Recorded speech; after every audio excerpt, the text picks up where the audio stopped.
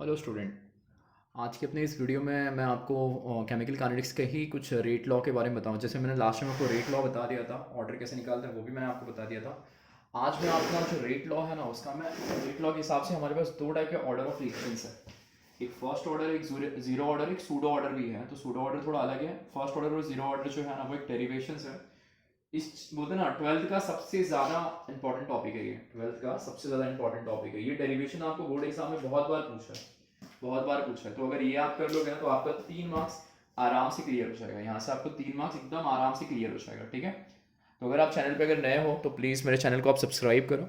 अगर आपको वीडियो अगर अच्छी लगे तो प्लीज़ इसको लाइक करो, शेयर करो, ठीक है। चलो स्टार्ट करते हैं। इंटीग्रेटेड रेट लॉ, सबसे पहले बात करते हैं इंटीग्रेटेड रेट लॉ की। आखिरकार इंटीग्रेटेड रेट लॉ होता क्या है?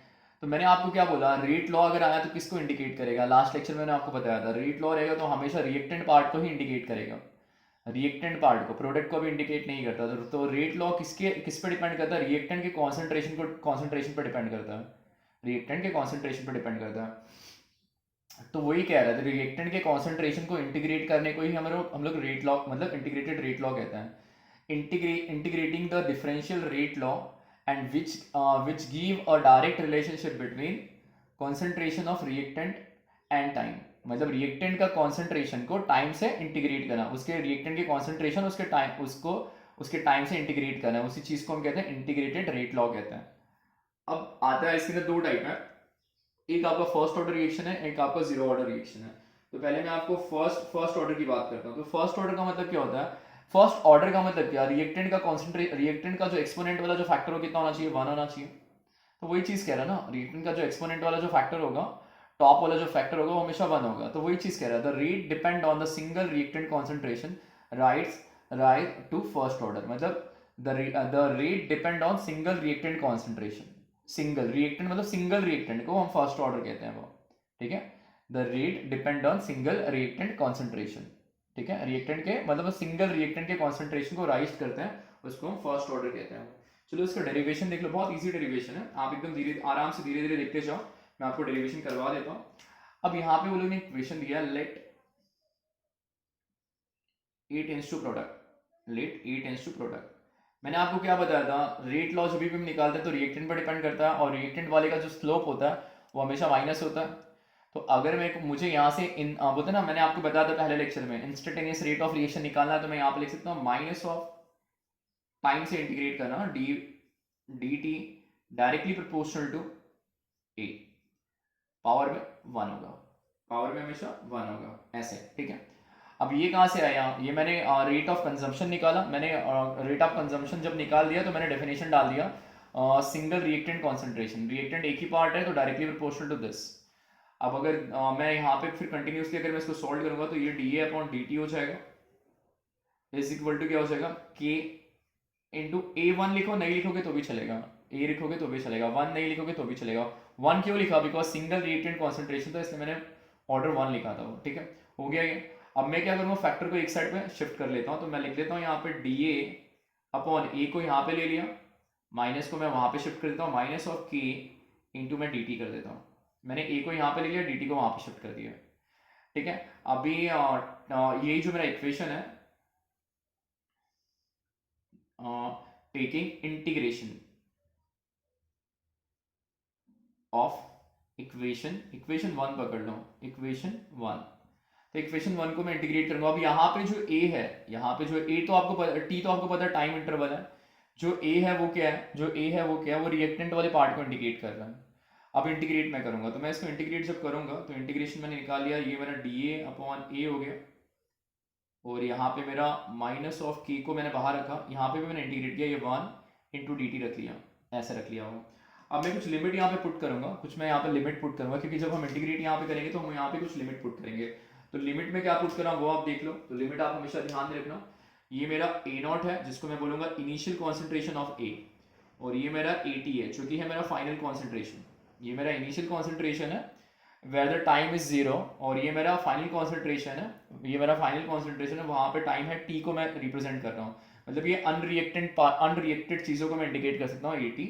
और ये मेरा इनिशियल कॉन्सेंट्रेशन है उसका। यहाँ पे भी मैं नीचे वाले पार्ट में मैं 0 डालता हूँ और टॉप वाले पार्ट में मैं टी डालता हूँ, ठीक है। ये इंटीग्रेशन का मेरा फैक्टर हो गया। फिर से देख लो, ए नॉट क्या है, A naught is the initial concentration of A, A naught is the initial concentration of A at time 0. What is 80, 80 is the final concentration, 80 is the final concentration, या तो 80 is the concentration of A, 80 is the concentration of A, remains unreacted at time, remains unreacted. नहीं तो आप direct डाल दो final concentration, ये initial concentration है, ये आपका फाइनल कॉन्सेंट्रेशन है. अब चलो यहाँ पे इसी चीज को आगे सॉल्व करते हैं. अब आपको पता है देयरफॉर आपको ये पता रहेगा ना, what is the derivative of log x, 1/x. तो what is the integration of x, integration of 1/x log x होगा. इंटीग्रेशन का फॉर्मूला डालोगे तो ये लॉन में कन्वर्ट होगा, तो ये हो जाएगा आपका इनिशियल, आप लॉन लिखो, लॉन ऑफ मॉड ऑफ ए, ऐसा लिखो लॉन ऑफ मॉड ऑफ ए. और what is the derivative of x, x का फैक्टर 1 होता है, तो what is the integration of 1, तो x होगा, बट यहाँ पे t से रिलेट करना है तो ये t हो जाएगा. ये मेरा t हो गया, ये फैक्टर मैंने ले लिया यहाँ पे, ये फैक्टर मैंने यहाँ पे ले लिया. अब मैं इंटीग्रेशन वाला फैक्टर यहाँ पे, ये लिमिट वाला फैक्टर मैं डाल दूंगा यहाँ पे. ए नॉट था ये मेरा 80 था, ये मेरा 0 था, और ये यहाँ पे मेरे पास t पड़ा हुआ था. बस मैं अपना लिमिट पुट करना चालू करता हूँ. लिमिट कैसे पुट करते हैं, अपर माइनस लोअर होता है ना, तो मैं लिमिट पुट कर रहा हूँ. तो ये लॉन ऑफ, ये मेरा हो जाएगा 80 माइनस हो जाएगा ये मेरा लॉन ऑफ, तो ये मेरा हो जाएगा A naught is equal to minus of, ये तो अपर में t, ये तो 0 हो जाएगा, तो ये डायरेक्ट मेरा kt हो जाएगा. ठीक है, समझ में आया. मैंने ऊपर का लिमिट माइनस नीचे का लिमिट ऐसे पुट किया है, तो देखो ये हो गया. ठीक है, ये आ गया. अब मैंने what is the formula of log a minus log b, ये log a log b का फॉर्मूला है, तो log a by b का फॉर्मूला हो जाएगा, log a by b का फॉर्मूला यहाँ पे हो जाएगा. तो उस कंडीशन में जब मैं इसको सॉल्व करूंगा, तो मैं लिख सकता हूँ इसको लॉन ऑफ, डायरेक्ट लिख सकता हूँ मैं 80, और यहाँ पे क्या आ जाएगा A naught is equal to क्या हो जाएगा माइनस ऑफ kt. बराबर हो गया, ये समझ में आ गया. ये log a minus log b के फैक्टर में था, तो मैंने अपॉन में डाल दिया ये. ठीक है, अब अगर मेरे को बोलता है, अगर मेरे को यहीं से बोलता है कि what is the value of k, देखो अगर मेरे को बोलता है what is the value of k, but यहाँ पे साइन क्या है, माइनस है, मेरे को माइनस की साइन को हटाना है, तो हटाना है, तो मैं माइनस की साइन को अगर हटाना है तो मैं यहीं पे इन्वर्ट कर दूंगा उसको. माइनस की साइन को अगर हटाना है तो मैं यहीं पे उसको इन्वर्ट कर, चलो वो वाला फैक्टर यहीं पे लिख लेते हैं. मुझे यहाँ पे माइनस की साइन को हटाना है, तो मैं यहीं पे माइनस से मल्टीप्लाई कर लेता हूँ. तो जैसे ही मल्टीप्लाई करूंगा तो ये वाला फैक्टर क्या हो जाएगा, लॉन ऑफ ए नॉट मेरा यहाँ पे आ जाएगा, माइनस ऑफ लॉन ऑफ 80 यहाँ चला जाएगा, और ये हो जाएगा मेरा kt, ये मेरा हो जाएगा kt. अब इसी फैक्टर के अंदर मैं लिखूंगा तो ये मेरा लॉन ऑफ क्या हो जाएगा ए नॉट अपॉन, ये मेरा 80 हो गया, इज इक्वल टू क्या हो जाएगा kt. तो therefore what is the value of k मतलब रेट कांस्टेंट अपना, what is the value of k, तो k is equal to what 1/t into ln of a naught by 80. देखो ऐसा हो गया ए नॉट बाई 80. समझ रहे हो ना पूरा आपको. मुझे माइनस हटाना था, तो मैंने माइनस से पूरा इस पूरे फैक्टर को मल्टीप्लाई किया, दोनों साइड में मल्टीप्लाई किया, तो माइनस ये यहाँ चला गया, और माइनस माइनस प्लस होकर आगे आ गया ये. फिर मैंने वो फॉर्मूले में डाल दिया, ये हो गया मेरे पास, ये फैक्टर मुझे मिल गया यहाँ से. ठीक है, अब इसी फैक्टर के अंदर ये मेरा चीज मेरे को निकल गया. तो कभी भी याद रखो लॉन है ना, लॉन, मैंने यहाँ पे अगर आप देखो तो मैंने यहाँ पे जब इसको इंटीग्रेट किया तो मैंने यहाँ पे लॉग नहीं लिखा, मैंने यहाँ पे लॉन लिखा. तो हमेशा आप लॉन रखो, lawn is called natural log. तो लॉन को जब आप लॉग में कन्वर्ट करोगे ना, तो फाइनल जो फॉर्मूला जनरेट होगा, मैं रेड मार्कर से लिखता हूँ, तो फाइनल जो फॉर्मूला जनरेट होगा हमेशा याद रखना, वो आपको एक फैक्टर ऐड करने को बोलेगा. वो फैक्टर आपका हमेशा रहेगा 2.303 अपॉन टी तो वैसे ही पड़ा था. अब यहाँ पे हो जाएगा लॉग, ये हो जाएगा आपका ए नॉट, और ये हो जाएगा आपका 80. तो ये याद रखना, लॉन को जब भी आप लॉग में कन्वर्ट करोगे ना, तो आपको 2.303 ऐड करना है, आपको हमेशा 2.303 वहां पे ऐड करना है. तो ये जो डेरिवेशन निकल गया, ये डेरिवेशन आपको काम आएगा. ये फॉर्मूला आ गया फर्स्ट ऑर्डर का, ये यहाँ पे फॉर्मूला आ गया first order rate of reaction का फॉर्मूला आ गया यहाँ पे. ठीक है, समझ में आ गया आपको ये. ठीक है, फिर से एक बार देख लो, मेरे पास 8 टू प्रोडक्ट था, मुझे पता है ए वाला पार्ट कंजम्पशन है, तो मैंने उसको इंटीग्रेट किया विद रिस्पेक्ट टू टी, और डायरेक्टली प्रोपोर्शनल टू मैंने ए के 1 में लिखा, पावर में 1 क्यों लिखा, बिकॉज फर्स्ट ऑर्डर होगा. फिर मैंने ये निकाला के आ गया, फिर मैंने फैक्टर को जमा किया, ए को ए के नीचे ले लिया, dt को वहां पे शिफ्ट कर दिया, साइन को भी वहां पे डाल दिया, फिर बाद में मैंने इसको इंटीग्रेट कर दिया, वहां पे ये इनिशियल कॉन्सेंट्रेशन था, ये फाइनल कॉन्सेंट्रेशन हो गया. अब इसको इंटीग्रेट किया तो लॉन हो गया, इसको इंटीग्रेट किया तो टी हो गया, फैक्टर को पुट किया, माइनस को हटाया इंटरचेंज करके, फिर ये फैक्टर ए माइनस बी के फॉर्म में था तो ऐसे लिख लिया, फिर उसके बाद की का वैल्यू निकाल के खत्म कर दिया उसको. समझ में आई है, क्लियर हो गया. ठीक है, अब इसी में एक और फैक्टर है, वो भी फैक्टर मैं आपको यहाँ पे बता देता हूँ. इसी में एक और फैक्टर है, वो भी फैक्टर देख लो. अब यहाँ पे कहता है अगर मैं यहाँ पे एक फैक्टर अगर आपको बोलूं, इफ we let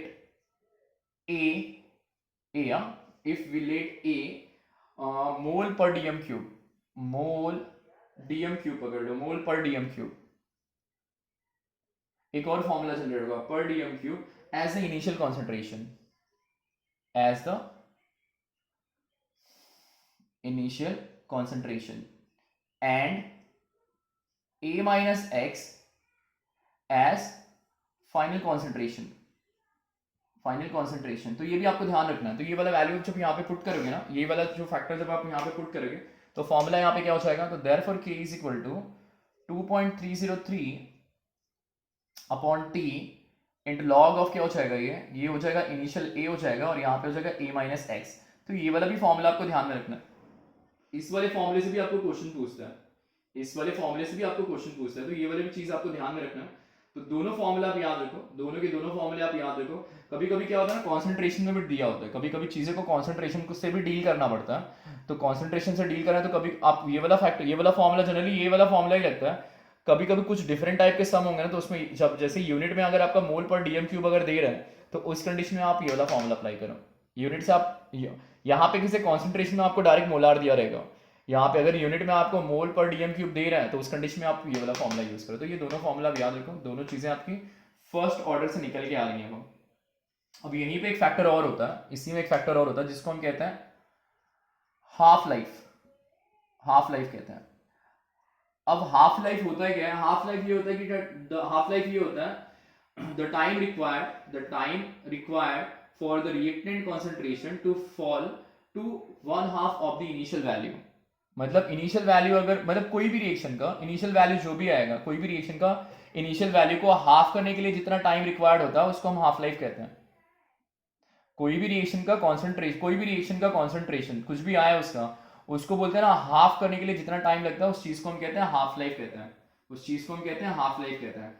अब हाफ लाइफ में भी आपको ज्यादा कुछ करना नहीं है, हाफ लाइफ हमेशा इससे डिनोट करता है, मैं यहाँ पे इंडिकेट करता हूँ, हाफ लाइफ हमेशा इस इक्वेशन से निकालना, इससे नहीं निकालना है, ठीक है। तो हाफ लाइफ के लिए भी ज्यादा आपको यहाँ पे चेंजेस करना नहीं है, हाफ लाइफ के लिए भी यहाँ पे ज्यादा चेंजेस करना नहीं है। वहां पे कुछ चीजें वो आप याद रखना खाली, वहां पे जैसे आपको यहाँ पे हाफ लाइफ के लिए t is equal to t half put करना,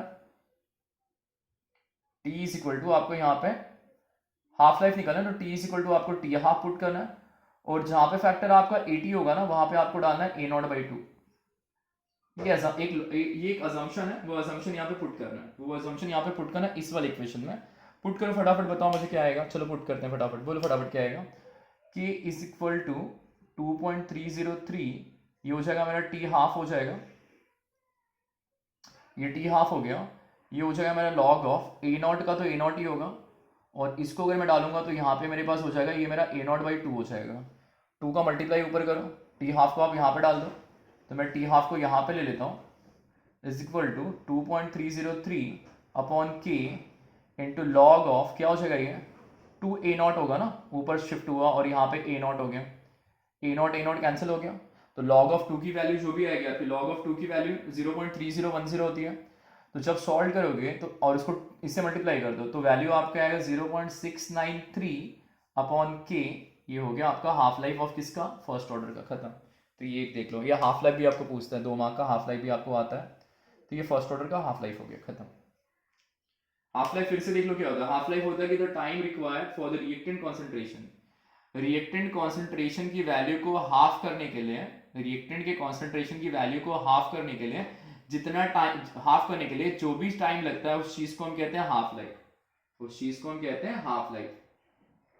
समझ में आया, the time required for the reactant concentration to fall to 1/2 of its initial value. इस ये जो रिएक्टेंट कॉन्सेंट्रेशन है इसकी वैल्यू को हाफ करने के लिए जितना टाइम रिक्वायर्ड होता है उस चीज को हम कहते हैं हाफ लाइफ।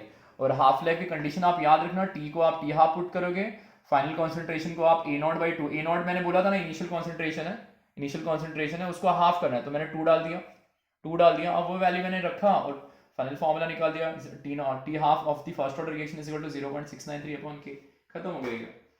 अब इसमें ग्राफ है, इस चीज में ग्राफ है, तो ग्राफ के लिए मैं एक अलग वीडियो बनाऊंगा, फर्स्ट ऑर्डर और जीरो ऑर्डर का भी डेरिवेशन है वो भी मैं आपको बता देता हूँ, और फर्स्ट ऑर्डर और जीरो ऑर्डर का ग्राफ को मैं आपको अलग से वीडियो बना के डाल दूंगा, ठीक है। कुछ भी अगर आपको डाउट हो रहा है इसमें, कुछ भी अगर आपको डाउट हो रहा हो तो आप मुझे प्लीज़ कमेंट करके बताओ। अगर वीडियो अगर आपको अच्छी लगे तो प्लीज़ इसको लाइक करो और इसको अपने दोस्तों के साथ शेयर करो। मिलते हैं अगले वीडियो में अगले टॉपिक के साथ। बाय।